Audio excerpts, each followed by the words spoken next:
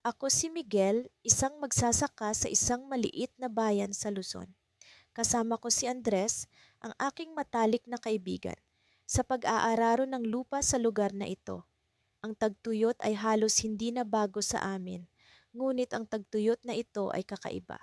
Ang lupa ay nagiging alikabok, ang mga halaman ay nalalanta, at ang mga ilog ay tuyot na tuyot. Sa ganitong kalagayan, ang takot ay bumabalot sa aming mga puso. Paano nga ba kami makakaligtas kung patuloy na ganito ang sitwasyon? Isang umaga, habang kami ni Andres ay nagpunta sa bukid, napansin ko ang kanyang kakaibang katahimikan. Sa kanyang mga mata, nakita ko ang pag-aalala. Miguel, sambit niya, kailangan nating gumawa ng hakbang. Hindi na tayo pwedeng maghintay sa ulan na hindi dumarating. Tama siya, kailangan naming maghanap ng solusyon. Sa aming pag-uusap, nagdesisyon kaming subukan ang pagtulong sa isa't isa. Kung ano ang natitirang tubig sa aming mga balon, pagsamahin namin ito. Kung ano ang natitirang binhi, paghatian namin. Ang aming desisyong ito ay puno ng pag-asa, ngunit puno rin ng panganib. Alam namin na ang pagkakamali ay maaaring magdulot ng mas matinding sakuna. Habang lumilipas ang mga araw, unti-unting bumalik ang aming lakas. Sa gabi, kami ay nag-uusap sa ilalim ng mga bituin, pinag-uusapan ang aming mga plano sa hinaharap. Ngunit sa likod ng mga ngiti, naroon ang matinding kaba. Ano nga ba ang mangyayari kung hindi umulan sa susunod na mga linggo? Isang gabing madilim, habang ang hangin ay tila may dalang balita, narinig namin ang mga yapak ng isang taong papalapit. Hindi ko alam kung bakit, ngunit ang aking puso ay tumibok ng mabilis. Lumabas kami ni Andres upang salubungin ang bisita.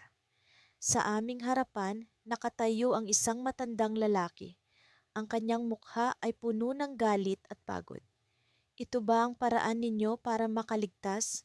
Ang pagtulong sa isa't isa habang ang iba ay naghihirap? Tanong niya, puno ng hinanakit. Ang kanyang mga salita ay tila mga palaso na tumama sa aming mga puso. Hindi namin alam kung paano siya sasagutin. Sa kabila ng aming pagod, kami ay nagpatuloy sa aming ginagawa. Ngunit ang mga salita ng matandang lalaki ay hindi maalis sa aming isipan. Ang kanyang tanong ay naging palaisipan. Tama ba ang aming ginagawa? O kami ba ay nagiging makasarili sa aming pag-aasam na makaligtas? Sa sumunod na araw, kami ay nagising sa ingay ng mga tao. Ang aming mga kapitbahay ay nagtipon-tipon. Ang pag-aalala ay nakaukit sa kanilang mga mukha. Ang tanong ng matandang lalaki ay umabot sa kanilang mga tenga. Bakit kayo nagtutulungan habang kami ay naghihirap? Tanong ng isa sa kanila. Ang kanilang mga mata ay puno ng hinanakit at pagdududa. Sa gitna ng kaguluhan, kami ni Andres ay nagkatinginan. Ang aming desisyon ay nagdala ng mas malalim na problema kaysa sa aming inaasahan. Kami ba ay nagkamali? Sa aming pag-uusap, isang ideya ang umusbong. Kung kaya naming magtulungan, bakit hindi namin ito palawakin? Ito ang aming pagkakataon. Ngunit sa likod ng aming plano, may isang bagay na hindi namin inaasahan. Ang aming desisyon ay magdadala ng pagbabago sa aming komunidad, ngunit hindi namin alam kung ito ay magdudulot ng kabutihan o kapahamakan. Sa paglipas ng mga araw, unti-unti naming naramdaman ang bigat ng tagtuyot. Ang lupa ay naging tuyong-tuyo at mas nagiging mahirap para sa amin na magbungkal. Ako si Nardo, isa sa dalawang magsasaka sa aming munting baryo na umaasa sa biyaya ng kalikasan para sa aming ikabubuhay. Sa kabila ng sagabal na dulot ng kawalan ng ulan, isa lamang ang hindi natitinag, ang aking kaibigan na si Cardo. Pare, kayang-kaya natin to, wika ni Cardo habang nag-aayos ng patubig sa aming mga tanim. Kahit sa gitna ng matinding init, hindi siya nawawala ng pag-asa. Palagi siyang may nangiti sa labi, tila ba ang init ng araw ay hindi sapat para pahinain ang kanyang loob. Ang kanyang diwa ang nagbigay sa akin ng lakas na muling bumangon tuwing ako'y nawawala ng pag-asa. Isang umaga, habang ako'y nagbubungkal ng lupa, nakita ko si Cardo na may bitbit na isang malaking drum ng tubig. "Nardo, tingnan mo ito," sigaw niya habang itinataas ang drum na para bang isang tropeyo. Nakarinig ako ng usapan sa bayan na may isang lumang balon sa may likuran ng bakuran ni Mang Tino. Nagpunta ako doon kahapon, mabutit mayroon pang tubig. Nagpunta kami ni Cardo sa lumang balon na iyon at sa aming pagdating, nakita namin ang malalim na hukay na tila ba nakalimutan na ng panahon. Sa bawat pag-igib ay tila ba may bagong pag-asa. Ang tubig mula sa balon ay naging sagot sa aming mga panalangin. At sa tulong ni Cardo, unti-unti naming napapabuhay ang aming mga tanim. Sa kabila ng hirap, ang aming pagkakaibigan ay mas lalong tumibay.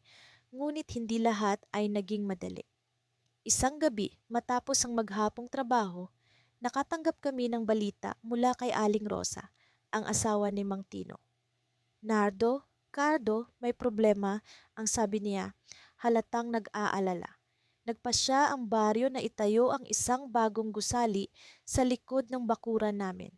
Kailangan ng takpan ng lumang balon. Ang balitang iyon ay parang isang hampas ng malakas na hangin sa amin. Ano na ang mangyayari sa aming mga tanim kung wala na kaming mapagkukunan ng tubig? Ang mundo ko ay parang biglang nagdilim. Ngunit si Cardo, sa kanyang likas na pagiging positibo, ay muling nagbigay ng liwanag. "May plano ako, pare," wika niya, puno ng determinasyon sa kanyang mga mata. "Hindi tayo susuko. Gagawa tayo ng paraan."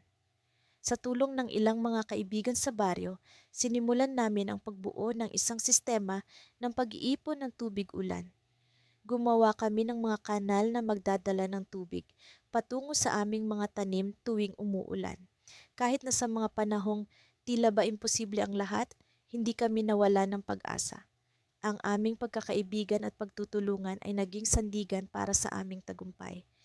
Isang araw, habang abala kami ni Cardo sa pag-aayos ng mga kanal, dumating si Mang Tino. "Mga anak, maraming salamat sa inyong pagtulong kay Rosa," sabi niya sa amin. Ang kanyang boses ay puno ng pasasalamat. "Alam ko ang hirap na dinaranas niyo, kaya't nais kong ibahagi ang isang lihim sa lumang balon." Nagulat kami sa kanyang sinabi. "Lihim? Ano ang lihim na iyon?" "Ang balon ay may koneksyon sa isang mas malalim na tubigan sa ilalim ng lupa. Ngunit kailangan niyong buksan ang isang lumang lagusan na matagal nang nakasara."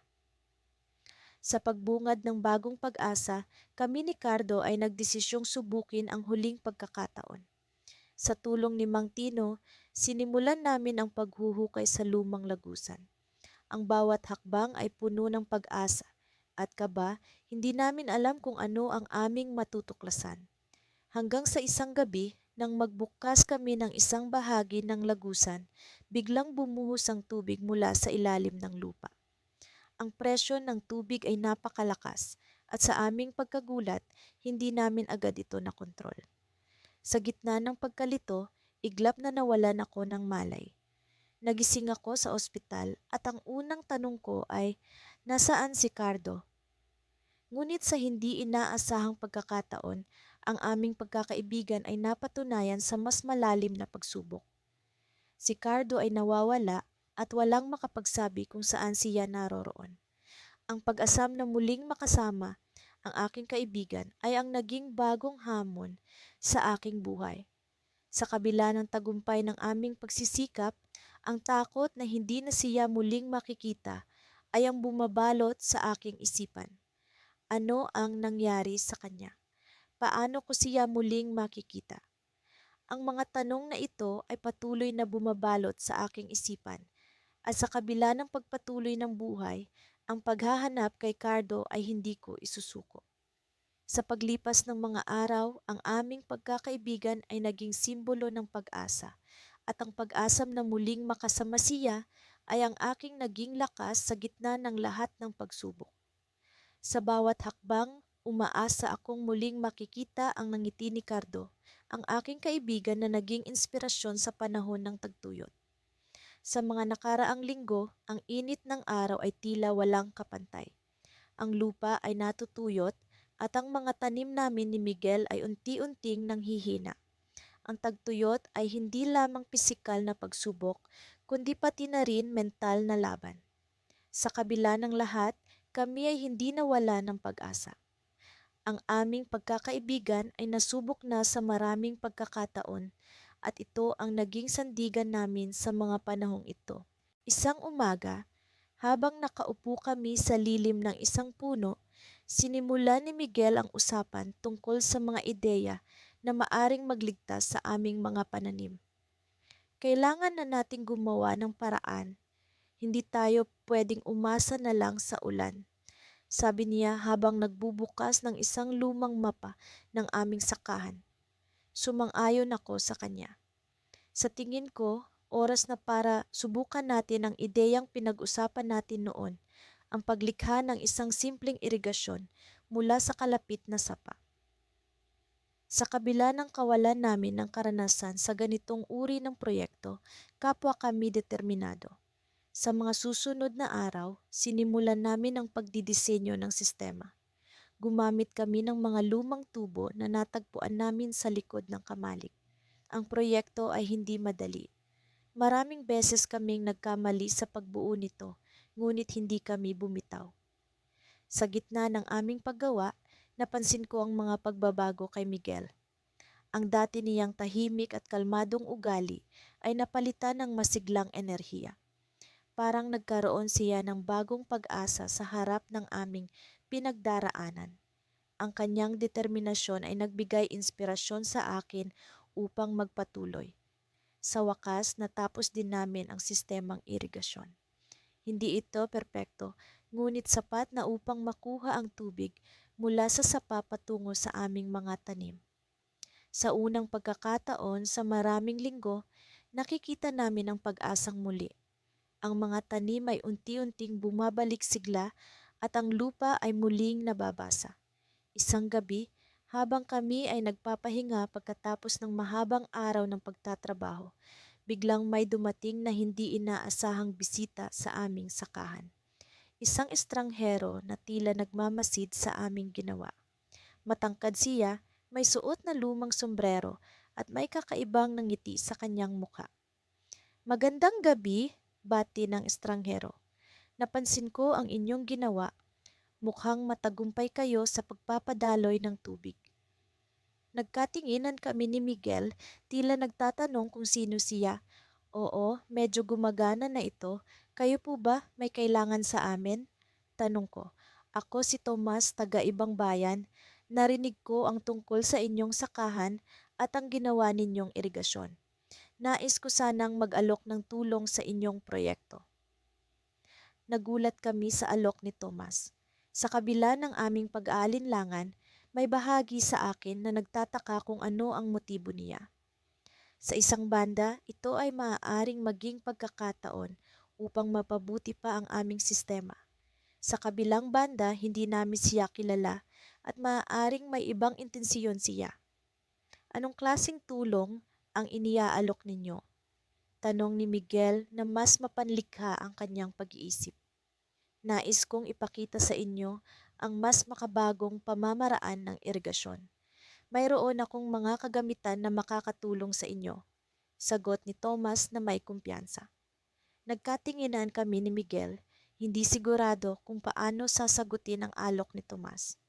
Sa kabila ng aming pag-aalinlangan, ang ideya ng pagpapabuti ng aming sistema ay nakakaakit. Ngunit sa ilalim ng lahat ng ito, may kutob ako na may mas malalim na dahilan ang pagdating ni Tomas. Sa gabi ring iyon, habang si Miguel ay nahimbing sa kanyang tulog, hindi ako mapakali. Paulit-ulit kong iniisip ang mga sinabi ni Tomas. Hindi ko maiwasang magtanong kung ito ay isang pagkakataon o isang panganib. Sa gitna ng aking pag-iisip, bigla kong naalala ang kwento ng isang magsasaka na naloko ng isang estranghero sa nakaraang tagtuyot. Ang estranghero ay nag-alok ng tulong, ngunit sa huli ay nang agaw ng lupa. Nagising ako sa kalagitnaan ng gabi, may naririnig akong kaluskos sa labas ng aming bahay. Dahan-dahan kong tinungo ang pinanggagalingan ng tunog. Sa aking paglabas, nakita ko si Tomas na may hawak ng mga kagamitan malapit sa aming irigasyon, tila may inaayos. Hindi ko alam kung ano ang kanyang ginagawa, ngunit ang aking puso ay bumilis ang tibok.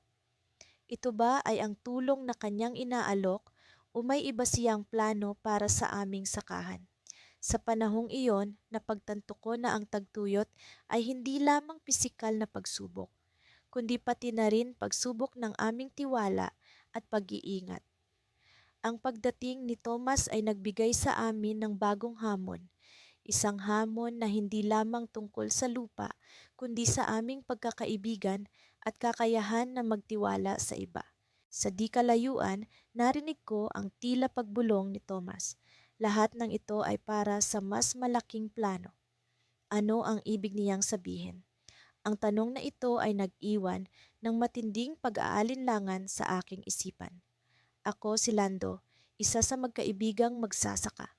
Sa aming baryo, kung saan ang lupa ay tila pinahirapan ng matinding init, ako at si Rodel ang palaging nagtutulungan sa gitna ng tagtuyot. Sa mga panahong parang wala ng pag-asa, palaging nandiyan si Rodel, kasama ang kanyang nakakaaliw na ngiti at determinasyon. Nagsimula ang tagtuyot ilang buwan na ang nakalipas. Ang mga palayan ay unti-unting nanuyo at ang mga pananim ay nagkulay kalawang sa ilalim ng walang habas na sikat ng araw. Ang mga balon ay natuyo at ang ilog na dati ay sagana sa tubig ay naging isang makitid na agos na lamang. Ang mga magsasaka sa aming baryo ay nag-aalala sa kanilang kabuhayan at ang mga pag-uusap sa plaza ay palaging tungkol sa paano makakaraos sa ganitong sitwasyon. Isang umaga, habang kami ni Rodel ay naglalakad papunta sa aming mga bukirin, sinabi niya sa akin, "Lando, kailangan nating mag-isip ng paraan upang makahanap ng tubig. Kung magpapatuloy ito, wala tayong aanihin sa panahon ng anihan." Napaisip ako. Alam kong mahirap ang aming sitwasyon, ngunit ang determinasyon ni Rodel ay nagsilbing inspirasyon. Nagpasya kami na subukan ang isang lumang pamamaraan na narinig namin mula sa mga matatanda sa aming baryo. Ang paghuhukay ng malalim na balon malapit sa isang lumang puno ng balete sa gitna ng aming lupain. Ang balete ay palaging sinasabing may hiwagang taglay. Sinasabi ng mga matatanda na may mga kwento ng mga kakaibang pangyayari sa paligid nito, ngunit hindi namin ito pinansin. Sa aming pag-iisip, ang mas mahalaga ay ang posibilidad na makahanap kami ng tubig na makakatulong sa aming mga pananim. Sa loob ng ilang araw, nagtrabaho kami ni Rodel, kasama ang ilan pang mga kaibigan na nais ding makahanap ng solusyon sa tagtuyot. Nagpatuloy kami sa paghuhukay kahit na halos wala pang nakikitang senyales ng tubig. Ang lupa ay matigas at tuyo, ngunit hindi kami nagpatinag. Araw-araw, nagdadala kami ng mga kagamitan at pagkain sa lugar at natutulog na pagod ngunit puno ng pag-asa. Isang gabi, habang nagpapahinga kami sa ilalim ng liwanag ng buwan, nakaramdam ako ng kakaibang presensya sa paligid ng balete. Hindi ko alam kung bakit, ngunit parang may bumubulong sa aking isip. Isang payo, isang direksyon na tila nanggagaling sa mismong puno. Sinabi ko kay Rodel at sa halip na pagdudahan ako, tinanggap niya ang aking nararamdaman. "Bukas, susubukan natin ang sinabi mo. Mukhang may alam ang puno na hindi natin nakikita," sabi niya. Kinabukasan, sa pagpatuloy ng paghuhukay, naramdaman namin ang kakaibang lamig mula sa lupa. Sa kabila ng init ng araw, ang hangin sa paligid ng balete ay malamig at preskong. Sa aming pagkabigla, sa lalim na hindi namin inaasahan, bumigay ang lupa at lumabas ang tubig. Malinis, malamig at tila walang katapusan. Tuwa at saya ang aming naramdaman. Sa wakas may pag-asa para sa aming mga pananim. Lahat kami ay nagpasalamat sa balete at sa pagsisikap na ginawa namin. Nakahanap kami ng bagong lakas at sa tulong ng bagong balon, Unti-unting bumalik ang sigla ng aming bukirin. Ang mga tao sa baryo ay nagtipon-tipon upang magdiwang at ang kwento ng balete ay kumalat, nagbigay inspirasyon sa iba. Ngunit sa gitna ng kasiyahan, isang kakaibang kaganapan ang naganap. Habang nagkakatuwaan ang lahat, biglang may narinig kaming malakas na sigaw mula sa gilid ng bukirin. Si Rodil ay nakatayo, nakatingin sa direksyon ng balete, ang kanyang mga mata ay puno ng pag-aalala. "Lando, may nangyayari," sabi niya. Hindi ko maipaliwanag ang nararamdaman ko. Parang may kakaibang presensya sa paligid at ang hangin ay tila nagbago. Nang lapitan namin ang balete, nakita namin ang isang bagay na hindi namin inaasahan. Isang lumang kahon na tila lumitaw mula sa ilalim ng lupa. Ang kahon ay may mga ukit na hindi namin maipaliwanag at ang kanyang aura ay tila bumabalot sa amin ng misteryo. Ang mga tao sa baryo ay nagtipon sa paligid namin, lahat ay nagtataka kung ano ang laman ng kahon. Sa gitna ng pag-aalinlangan, nagpasya kami ni Rodel na buksan ito. Ngunit sa pag-angat ng takip, isang liwanag na nakasisilaw ang biglang lumabas at lahat kami ay napaatras. Ano ang nilalaman ng kahon? Ano ang ibig sabihin ng liwanag na iyon? Sa gitna ng tagumpay, isang bagong misteryo ang bumalot sa aming baryo at kami ni Rodel ay nagpasya na tuklasin ang kahulugan nito. Sa gitna ng tagtuyot, isang bagong paglalakbay ang nagbukas. Isang paglalakbay na puno ng pag-asa, hiwaga, at hindi tiyak na mga pangyayari. Ang sikat ng araw ay tila isang matinding apoy na walang patid na bumabagsak sa aming mga lupain. Ang tagtuyot na ito ay hindi pa namin nararanasan. Sa bawat araw na lumilipas, ang pag-asa namin ni Lando, ang aking pinakamatalik na kaibigan at kapwa magsasaka, ay unti-unting nauupos. Subalit sa kabila nito, patuloy kaming lumalaban.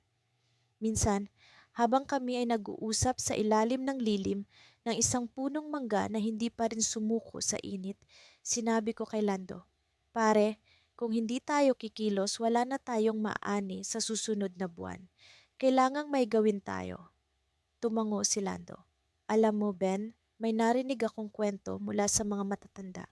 Sa ganitong sitwasyon, kailangan nating magtanim ng mga halaman na kayang mabuhay kahit sa kaunting tubig." Naisip kong tama siya. Agad naming sinimulan ang pagtatanim ng mga halaman na hindi gaanong nangangailangan ng tubig. Puno ng pag-asa, nagpatuloy kami sa aming mga gawain. Sa bawat butil ng pawis na dumadaloy sa aming mga mukha, naroon ang panalangin na sana'y umulan na. Habang abala kami sa pagtatanim, naramdaman kong may nagbago sa paligid. Ang hangin ay tila bumagal at ang mga ibon ay nagtipon sa puno na aming sinisilungan. Hindi ko alam kung ano ang ibig sabihin nito, ngunit may kutob ako na may nangyayari. Nang sumapit ang gabi, naisipan naming magpahinga sa kubo ni Lando. Sa kabila ng pagod, kami ay puno ng pag-asa. Pinag-usapan namin ang aming mga plano at kung paano namin haharapin ang susunod na mga araw. Sa gitna ng aming kwentuhan, napansin kong may kakaibang kinang sa mga mata ni Lando. "Ben," nagsimula siya, "may naisip akong ideya. Paano kung maghukay tayo ng balon?" Saglit akong natigilan. Sa dami ng aming gawain, ang ideya ng paghuhukay ng balon ay tila imposible. "Lando, hindi ba't napakahirap niyan? At kung hindi tayo makahanap ng tubig?" Ngunit hindi siya natinag. "Mas mahirap kung wala tayong gagawin. Kung sakali mang wala tayong makitang tubig, at least sinubukan natin." Palaisipan ang ideya ni Lando. Ngunit sa kabila ng takot at alinlangan, nagdesisyon kaming subukan ito. Nagpatuloy kami sa aming mga gawain at sa tuwing magsisimula kami ng bagong araw, palagi naming iniisip ang balon na iyon. Sa paglipas ng mga araw, nagsimula na ang paghuhukay. Sa unay tila walang katapusang trabaho ito, ngunit sa paglipas ng panahon, nakita namin ang maliit na pag-asa. Sa bawat hakbang ng aming pagsisikap, naroon ang pag-asa na kahit papaano ay makakahanap kami ng tubig. Subalit isang araw, Habang ako'y nag-iisa at abala sa paghuhukay, may narinig akong kakaibang tunog. Isang tunog na hindi ko pa naririnig dati. Sa pag-aakalang ito'y isang senyales ng tagumpay, agad kong tinawag si Lando. Lando, halika, tingnan mo ito. Sigaw ko habang pinapakinggan ang tunog. Dumating si Lando at sabay naming sinuri ang balon. Sa aming pagtingin, natuklasan namin na ang tunog ay nagmumula sa ilalim ng lupa. Sa aming tuwa at pag-aasa, patuloy kaming naghukay. Hanggang sa isang hapon, nang hindi inaasahan, may naramdaman akong kakaiba.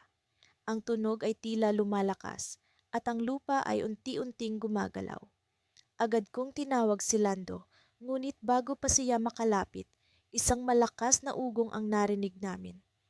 Ang lupa sa paligid ng balon ay nagsimulang lumubog at kami ay nagulat sa aming nasaksihan. Nang kami ay magising mula sa pagkagulat, natuklasan namin na ang balon ay puno ng tubig, isang milagro sa gitna ng tagtuyot. Subalit hindi lang tubig ang aming nakita. Sa ilalim ng balon, may isang lumang kahon na tila itinago ng panahon. Habang kami nakatitig sa kahon, naramdaman ko ang kakaibang kaba. Ano ang laman nito? Bakit ito naririto? Hindi ko alam, ngunit isang bagay ang sigurado. Ang kahon na ito ay may kwento. Isang kwento na maaaring magbigay liwanag sa aming hinaharap. Dahan-dahang binuksan ni Lando ang kahon. Sa loob nito ay may mga lumang dokumento at mga larawan. Mga larawan ng mga taong hindi namin kilala, ngunit tila may malalim na koneksyon sa aming lugar. Sa aming pagtataka, isa sa mga dokumento ay may nakasulat na pangalan ni Lando. Sa sandaling iyon, naramdaman ko ang isang kakaibang koneksyon. Ang aming tagumpay sa paghahanap ng tubig ay tila isang bahagi lamang ng mas malaking kwento. Ang kahon na ito, ang misteryosong kahon, ay maaaring magbigay ng sagot sa mga tanong na hindi pa namin natatanong. Subalit bago pa namin tuluyang maunawaan ang lahat, may narinig kaming mga yabag mula sa likuran. Sa aming paglingon, isang estranghero ang nakatayo, may hawak na piraso ng papel at may kakaibang ngiti sa kanyang mga labi. Ako si Mateo, sabi ng estranghero, at ang kahon na yan ay bahagi ng nakaraan ng inyong mga pamilya. Hindi ko alam kung ano ang mangyayari, ngunit ang pagdating ni Mateo ay tila isang bagong kabanata sa aming buhay. Ang aming tagumpay sa gitna ng tagtuyot ay nagbigay daan sa isang kwento na hindi namin inaasahan. Ano ang susunod na mangyayari? Kami ay hindi sigurado, ngunit ang aming paglalakbay ay patuloy na magpapatuloy. Sa bawat umaga, nararamdaman ko ang init ng araw na tila walang kapantay sa mga nakaraang taon. Ang lupa ay tuyong-tuyo na, ang dating kulay berdeng palayan ay naging tila disyerto. Ngunit sa kabila ng lahat, narito pa rin kami ni Lino, ang matalik kong kaibigan at kapwa magsasaka, nagsusumikap para sa aming mga pamilya. Sa mga panahong ito, ang aming pagkakaibigan ay naging mas matibay. Sa paglipas ng mga araw, naging mas malalim ang aming pag-unawa sa isa't isa.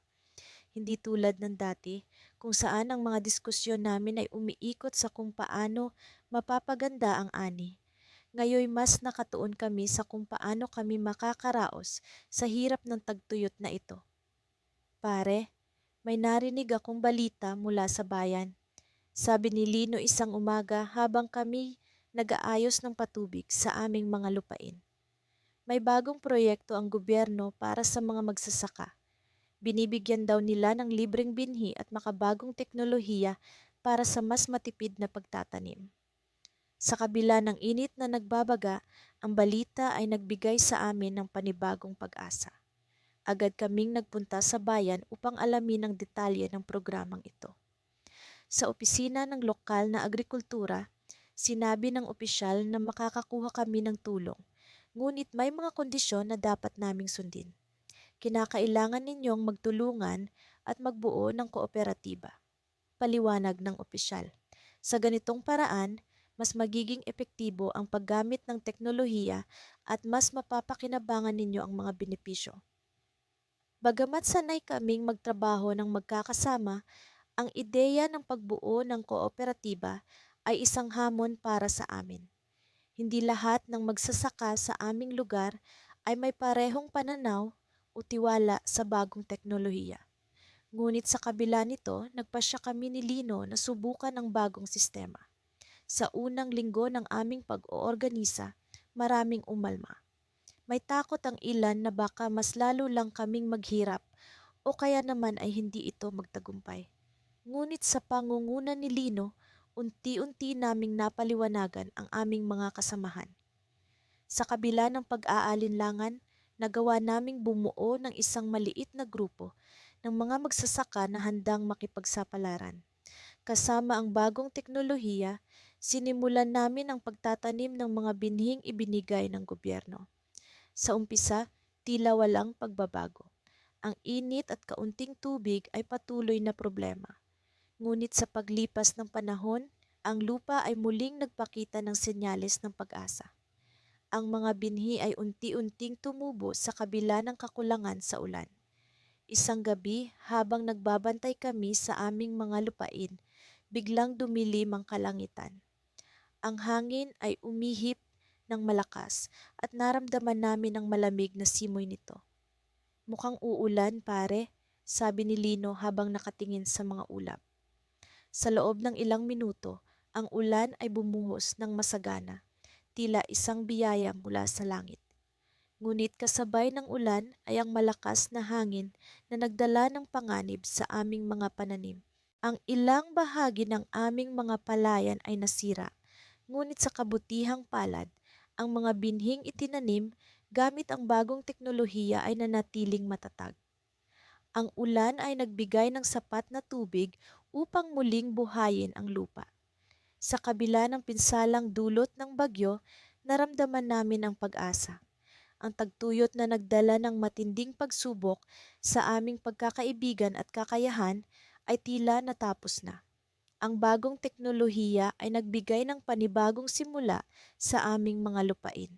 Ngunit isang gabi, habang kami nag-uusap ni Lino sa ilalim ng mga bituin, may narinig kaming mga bulong-bulungan mula sa mga kapwa magsasaka. Narinig niyo na ba ang tungkol sa bagong kooperatiba sa kabilang baryo? Tanong ng isa. Mukhang mas maganda ang ani nila kaysa sa atin. Ang balitang ito ay nagdulot ng pag-aalala sa amin. Nagkaroon ng kompetisyon sa pagitan ng aming kooperatiba at sa bagong grupo. Sa kabila ng aming tagumpay, isang bagay ang nagbabanta sa aming pagkakaibigan at sa samahan ng aming mga magsasaka. Sa gitna ng aming pag-uusap, nagkatinginan kami ni Lino. Parehong nagtataka kung ano ang magiging epekto nito sa aming mga plano. Ang bagong kooperatiba ay tila isang banta na hindi namin inaasahan. Sa kabila ng lahat ng aming pinagsamahan, ang pagkakaisa ay tila nakabitin sa isang manipis na sinulit. Hindi namin alam kung paano namin haharapin ang bagong pagsubok na ito. Sa mga araw na lumipas, lalo pang tumindi ang init ng araw at kahit saan mo ibaling ang iyong paningin, tila isang malawak na disyerto ang aming mga lupain. Ang mga pananim ay halos hindi na namin makilala, nalalanta at walang sigla. Ang init ng hangin ay tila bumubulong ng kawalang pag-asa sa aming mga puso. Ngunit sa kabila ng lahat, hindi nawala ang aming determinasyon.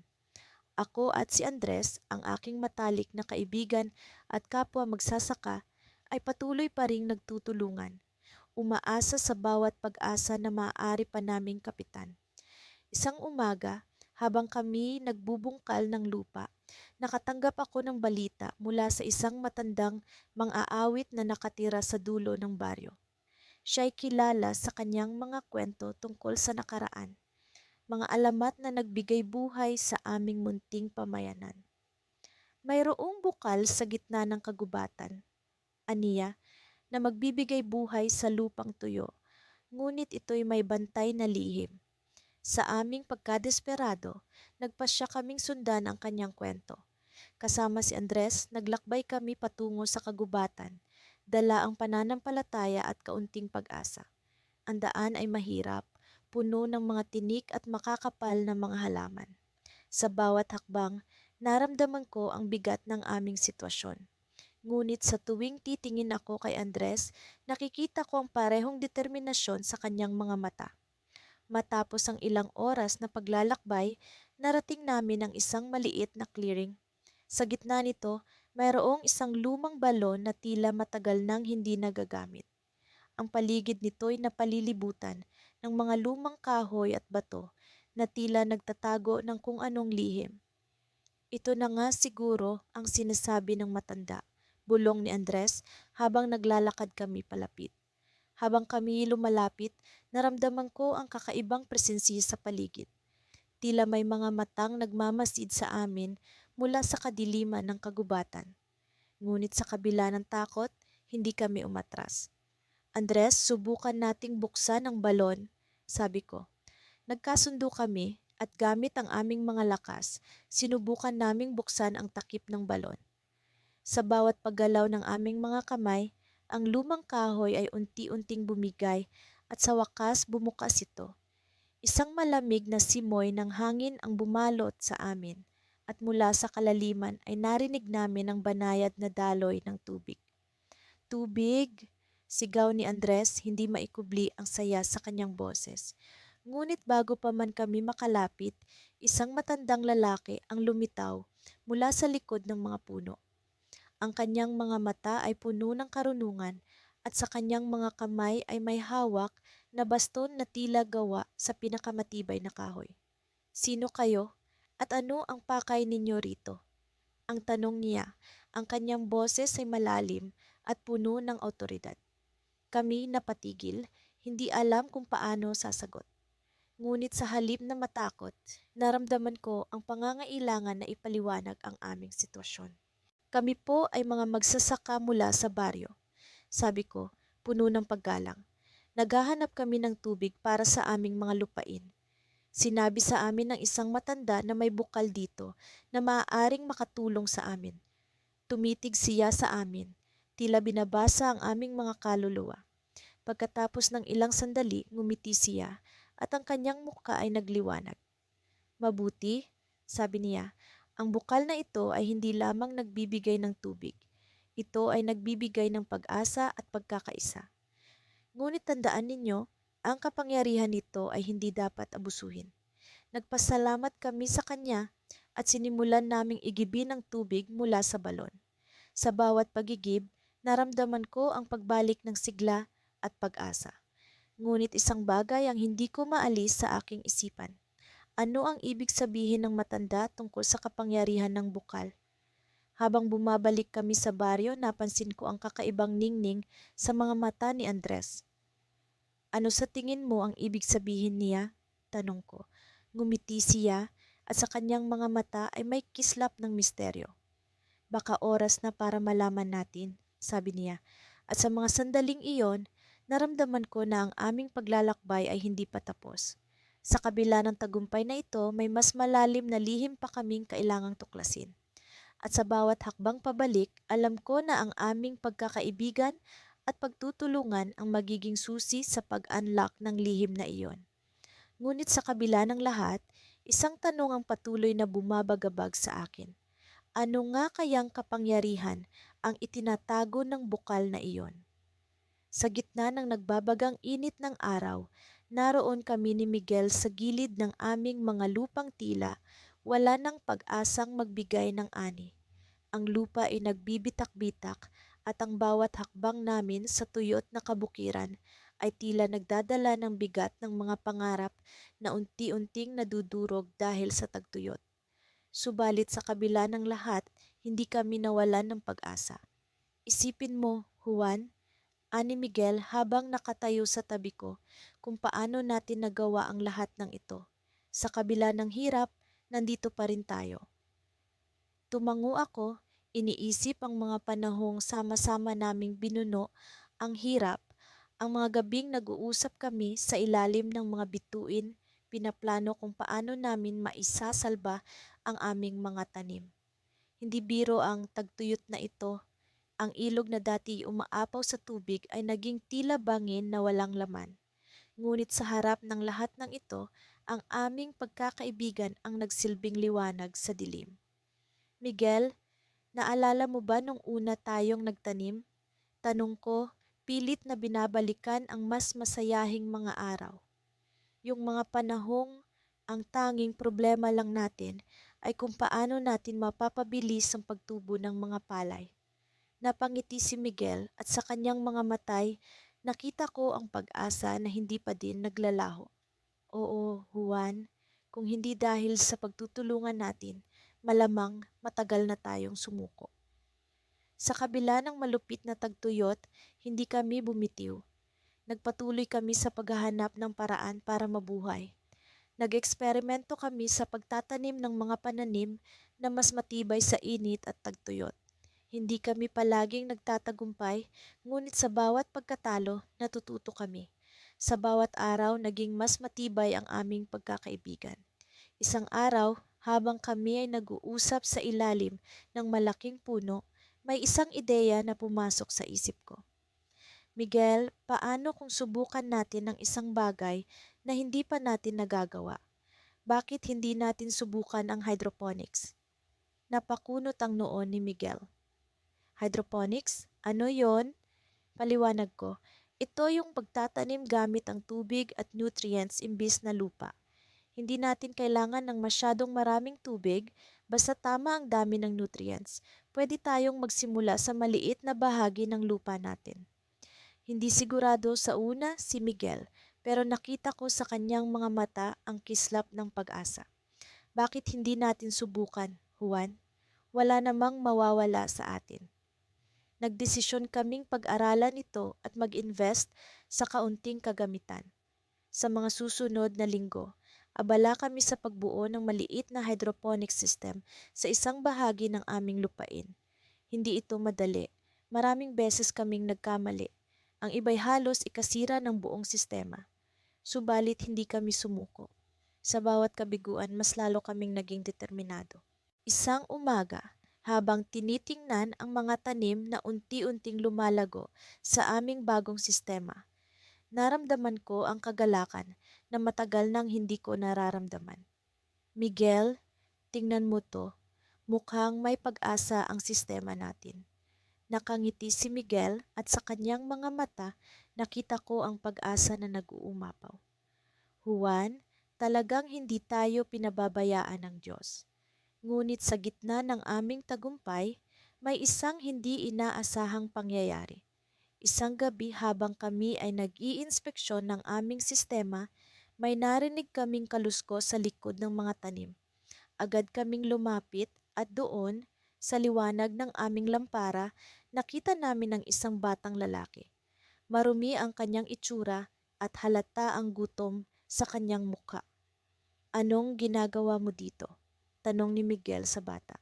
Hindi agad sumagot ang bata. Sa halip, tumingin siya sa amin na tila may hinahanap na pag-unawa. Nagugutom po ako, mahina niyang tugon.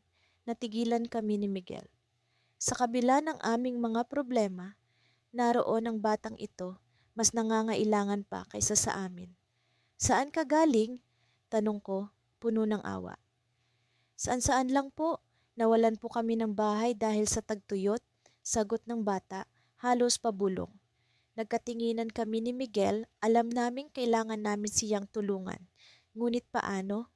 Sa kabila ng aming tagumpay sa hydroponics, limitado pa rin ang aming resources. Ngunit sa puso ko, alam kong hindi namin siya pwedeng pabayaan. Miguel, kailangan natin siyang tulungan, sabi ko, puno ng determinasyon. Ngumiti si Miguel at alam kong pareho ang aming iniisip.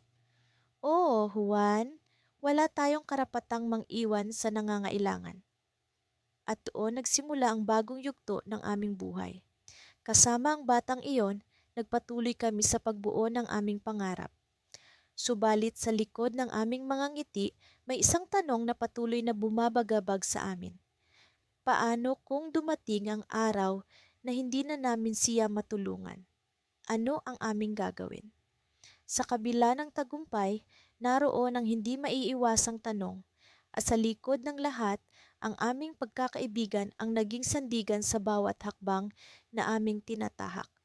Sa wakas, natapos ko na ang pag-ani ng mga natitira, pampalay sa aking maliit na bukirin.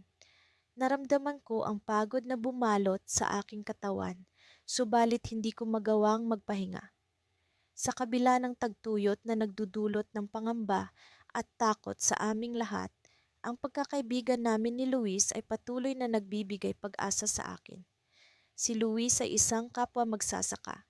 At sa mga nakaraang buwan, kami ay nagtulungan upang malampasan ang mga pagsubok na dulot ng matinding init.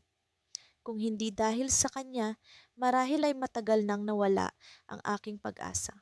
Pareho naming alam na ang tubig sa balon ni Luis ay malapit nang maubos at ang aming mga pananim ay nasa bingit ng pagkamatay. Ngunit nagpatuloy kami kasama ang aming mga pamilya sa pagdarasal at pagtutulungan.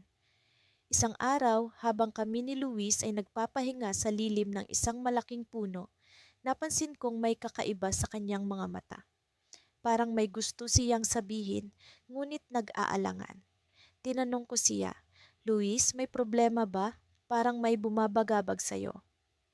Huminga siya ng malalim bago sumagot, "Alam mo, Pedro, may isang bagay akong matagal nang itinatago.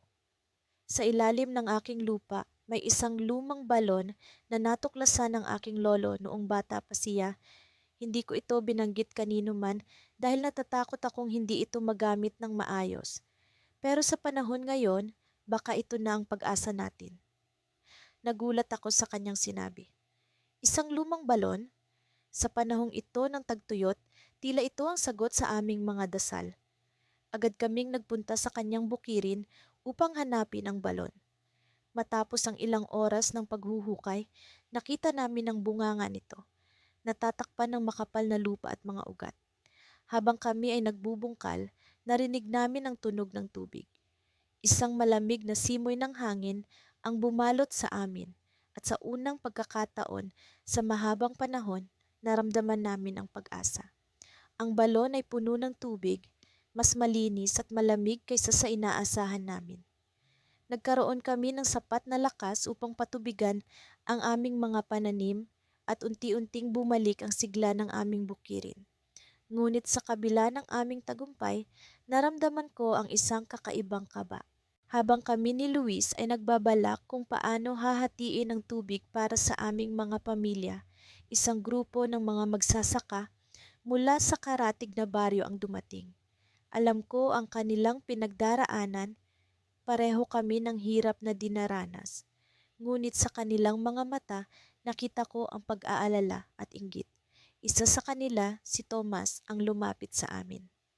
"Pedro, Luis, narinig namin ang tungkol sa inyong balon. Alam namin na ito ay inyong natuklasan. Ngunit maaari ba kaming makahingi ng tulong?" Napalunok ako. Hindi ko alam kung ano ang sasabihin. Alam ni Luis ang aking iniisip at sa kanyang mga mata nakita ko ang kanyang pag-unawa. Ito na ang pinakamalaking pagsubok sa aming pagkakaibigan. Paano namin maibabahagi ang tubig na natuklasan ng aming pamilya sa iba? Gayong alam namin na ito lamang ang pag-asa para sa aming mga pananim.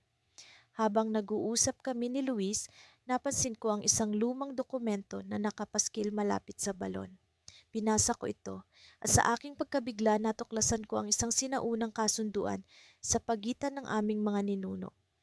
Ang balon pala ay hindi lamang pag-aari ng pamilya ni Luis, kundi bahagi ng isang kasunduan na nagsasaad na ang tubig nito ay para sa lahat ng magsasaka sa aming lugar. Bigla akong nakaramdam ng kaba.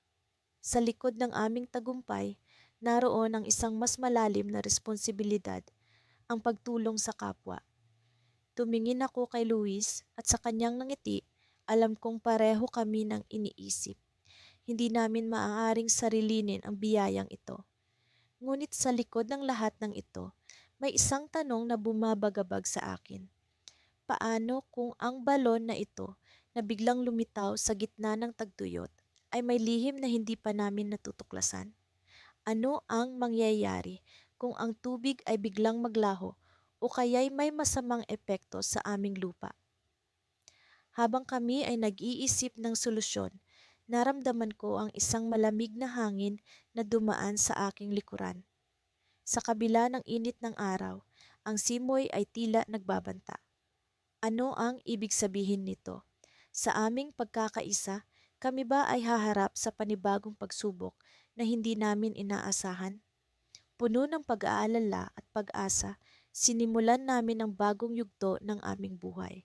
Ngunit sa likod ng aming mga ngiti, naroon ang isang hindi maipaliwanag na kaba, ang takot sa kung ano ang maaaring mangyari sa hinaharap. Sa gitna ng nakakapagod na init ng araw, nakaupo kami ni Andres sa lilim ng isang malaking puno ng mangga. Ito ang aming paboritong lugar tuwing kami ay nagpapahinga mula sa mabigat na trabaho sa bukid. Sa kabila ng tagtuyot na patuloy na sumisira sa aming mga pananim, ang lilim ng puno ay nagbibigay sa amin ng munting ginhawa. Habang iniinom ko ang malamig na tubig na dala ni Andres, hindi ko maiwasang mapaisip sa mga pangyayari nitong mga nakaraang linggo. Alam mo, Ramon, bungad ni Andres habang nagmamasid sa malalayong kabundukan. Hindi ko talaga inakala na darating ang ganitong klasing tagtuyot. Tumingin ako sa kanya at naramdaman ko ang bigat ng kanyang mga salita. Pareho kaming nababalot ng pangamba, ngunit sa kabila nito, naroon ang pag-asang hindi pa rin nawawala.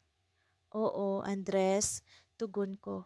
Pero tignan mo, nandito pa rin tayo. Hindi tayo nag-iisa sa laban na ito. Sabay kaming tumingin sa paligid, sa mga tuyong lupa, sa mga palay na tila nawala na ng buhay, at sa mga kapwa naming magsasaka na patuloy na lumalaban. Ang aming komunidad ay nagkakaisa, nagtutulungan upang malampasan ang krisis na ito. Sa kabila ng lahat, ang aming pagkakaibigan ni Andres ang nagiging pangunahing sandigan ko sa mga panahon ng kahirapan. Minsan iniisip ko, Ramon, patuloy ni Andres, paano kung hindi na bumalik ang ulan? Paano kung hindi na natin maibalik ang sigla ng lupa? Huminga ako ng malalim. Alam ko ang takot ni Andres sapagkat ito rin ang takot ko. Ngunit sa kabila ng pag-aalinlangan, nanatili ang aking paniniwala na may paraan pa. Na kahit gaano kahirap, may liwanag pa rin sa dulo ng daan. Andres, apit sabi ko sa kanya, alam mong hindi ko alam ang sagot sa lahat ng tanong. Pero ang alam ko, hindi tayo dapat mawala ng pag-asa. Hanggat may natitira tayong lakas, kailangan nating kumilos. Hindi natin ito kayang mag-isa, pero kaya natin itong malampasan ng magkasama. Tumango si Andres at sa kanyang mga mata, nakita ko ang unti-unting pag-usal ng pag-asa. Muli naming binalikan ang mga plano, ang mga ideya kung paano namin mapapabuti ang patubig sa aming mga bukid, ang mga pagsasanay para sa mas matipid na paggamit ng tubig, at ang mga alternatibong pananim na mas matibay sa tagtuyot. Habang pinag-uusapan namin ang mga posibilidad, biglang dumating si Maria, ang asawa ni Andres, na may dalang balita. Andres, Ramon, sigaw ni Maria habang patakbong lumalapit sa amin. May dumating na mga kinatawan mula sa bayan. Nagdadala sila ng mga makinarya at kagamitan para sa patubig. Halos hindi kami makapaniwala sa narinig. Parang biglang bumalik ang aming enerhiya at pag-asa. Agad kaming tumayo at sumama kay Maria upang salubungin ang mga bisita. Sa aming pagdating, nakita namin ang mga truck na puno ng mga kagamitan, mga bomba para sa tubig, mga tubo, at iba pang makinarya na magagamit para sa patubig sa panahon ng tagtuyot. Habang abala kami sa pag-aayos ng mga kagamitan, lumapit ang isang lalaking kinatawan at ipinakilala ang kanyang sarili. Ako si Enrique, sabi niya, at kami ay narito upang tulungan kayo. Alam namin ang sitwasyon ninyo at nais naming makipagtulungan para malampasan ang tagtuyot na ito. Nagpalakpakan ng mga tao at sa gitna ng kasiyahan, naramdaman ko ang bigat ng responsibilidad na bumabalot sa akin. Alam ko na ito na ang pagkakataon para sa aming komunidad na muling bumangon at harapin ang hamon ng tagtuyot. Ngunit sa gitna ng saya, naroon pa rin ang kaba sa puso ko. Sa kabila ng lahat ng ito, nagbabalik ang aking pag-asa. Ngunit sa likod ng aking isipan, naroon ang isang katanungan na hindi ko maalis. Sapat na kaya ang tulong na ito para sa lahat? Paano kung may mas malalim pang problema na hindi namin nakikita? Habang nag-uusap kami ni Andres tungkol sa mga susunod na hakbang, napansin kong may kakaibang kinang sa kanyang mga mata. Ramon, bulong niya sa akin, may narinig akong usap-usapan na may isang tao sa ating komunidad na nagtatago ng isang lihim na maaaring makatulong sa atin. Napatingin ako kay Andres, nagtataka sa kanyang sinasabi. Anong lihim iyon, Andres? Tanong ko, puno ng pag-aalinlangan. Ngumiti siya, ngunit sa likod ng nangiting iyon, alam kong may mas malalim na bagay siyang nais iparating. Hindi ko pa tiyak, pero may kinalaman ito sa tubig. At sa tingin ko, kailangan natin itong alamin. Nagpatuloy kami sa aming gawain, ngunit sa loob-loob ko, alam kong ang araw na ito ay simula lamang ng mas malaking laban. Sa kabila ng tulong na dumating, naroon ang pag-aalala sa aking puso. Ano pa kaya ang hindi namin alam? Ano ang lihim na iyon? Nang matapos ang araw, nagpasya kami ni Andres na tuklasin ang lihim na ito. Sa aming paglalakbay, alam namin na hindi lamang tagtuyot ang aming kalaban. Sa likod ng bawat hakbang, naroon ang pag-asang hindi mawawala. Ngunit sa likod ng pag-asang iyon, naroon din ang tanong na hindi maalis sa aming isipan. Ano ang susunod na mangyayari?